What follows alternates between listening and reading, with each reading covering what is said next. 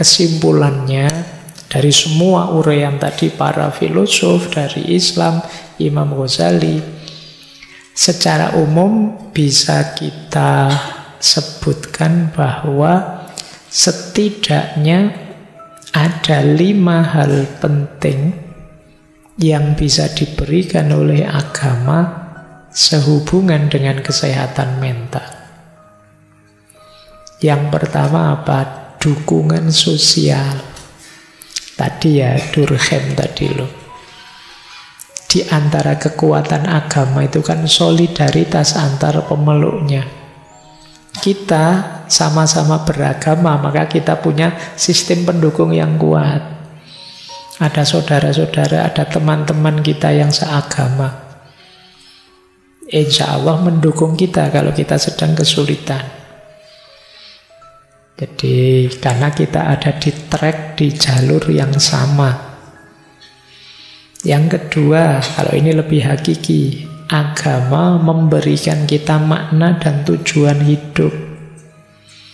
Banyak orang yang sakit mentalnya, kesehatan mentalnya terganggu, merasa tidak bermakna, hidupnya tidak jelas mau kemana, dan agama menyediakan semua itu. Agama memberikan kita orientasi, ke sini loh kamu menuju. Ini loh makna hidupmu, maka ini yang harus kamu lakukan. Yang ketiga, agama mengajarkan kita coping, cara untuk menyikapi masalah. Misalnya tadi yang diajarkan oleh Imam Ghazali. Yang keempat, agama memberi kita nilai. Tadi kan kebahagiaan itu berdasarkan nilai-nilai. Nah, agama menyediakan itu. Menyediakan nilai. Mana yang harus kita utamakan, mana yang harus kita belakangkan. Mana yang harus kita tegakkan, mana yang kita tunda nanti saja, tidak terlalu penting. Nah, agama memberi kita itu, memberi kita prioritas-prioritas yang harus kita utamakan. Yang kelima, agama memberi kita harapan dan optimisme. Sepahit apapun pengalaman kita, seburuk apapun kegagalan kita, kita masih punya Tuhan. Masih ada Allah. Tidak pantas kita putus asa, wong ada Allah. Apa sih yang tidak mungkin kalau bagi Allah? Makanya orang putus asa itu kalau dalam Al-Quran disebut orang yang kufur. Seperti orang yang tidak percaya pada Allah. Kalau kita beriman, percaya pada Allah, apa sih masalah yang tidak terselesaikan? Kalau Allah berkehendak, bahkan 1 menit ke depan, 1 jam ke depan, sebesar apapun masalah kita bisa tuntas.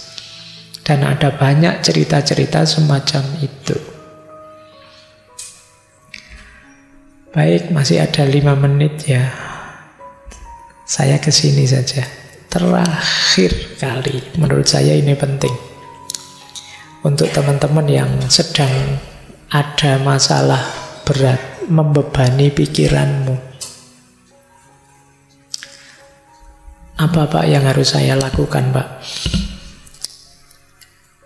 Yang tadi sudah saya jelaskan, itu yang terakhir.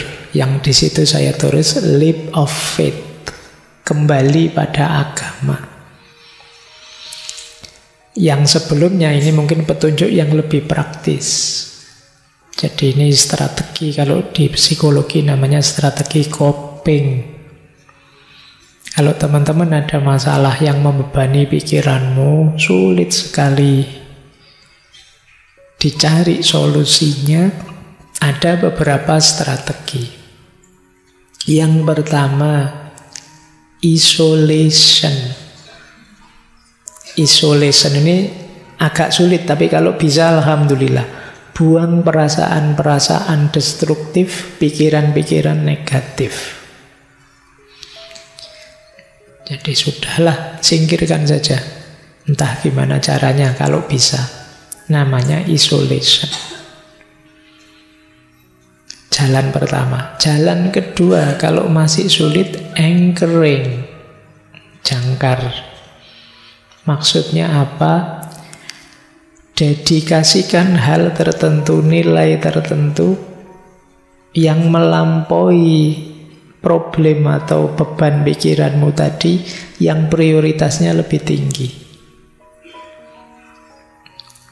Misalnya kalian mikir tentang kuliah yang tidak selesai-selesai. Anchoring itu, kuliah kan nanti bisa diulang, nanti bisa dilanjut lagi. Tapi misalnya kesehatan orang tua jauh lebih penting, jadi saya tunda kuliah untuk ini. Namanya anchoring. Ada yang lebih penting yang kamu utamakan. Saya kok sibuk di sini sih, padahal ada yang lebih penting. Saya kok stres mikir ini, padahal dalam hidup ini banyak yang lebih penting.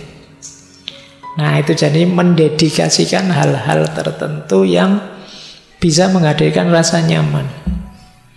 Ternyata banyak orang-orang terlantar yang perlu dibantu. Sudahlah, masalah saya tidak berarti saya tak bantu orang-orang itu. Ini namanya anchoring. Jadi ada nilai lebih tinggi yang ingin kamu hidupkan dibandingkan problemmu. Itu kalau bisa. Kalau masih sulit, boleh distraction. Alihkan perhatian. Jangan mikir itu terus. Kalau memang tidak ada solusinya. Kalian boleh kejar hobimu. Atau saya biasanya nonton drakor ya Pak. Iya wis nonton drakor. Berseri-seri ya Pak. Iya tonton enggak apa-apa. Yang penting kamu senang.